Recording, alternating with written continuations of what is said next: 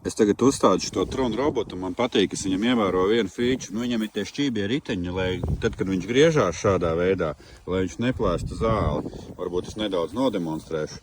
Kur šādi, ja? Viņš griežoties neplēš zāli. Es pagaidām zīmēju zonu, negribu izjaukt to zonu. Un attiecīgi vēl viņam forši, tad, kad viņš skrien, ieskrien, pieņemsim tajā stabiņā, viņš tā kā pret viņu bišķiņ acitās, un viņš tā kā neko nesaplēš, un viņš uzreiz aiziet tālāk. Jo tie priekšējie riteņi viņam šādā veidā staigā. Un tas īstenībā ir diezgan forši feature, ko nodemonstrēšu varbūt. Labi, tagad viņš neatcitās, bet ideju sapratāt.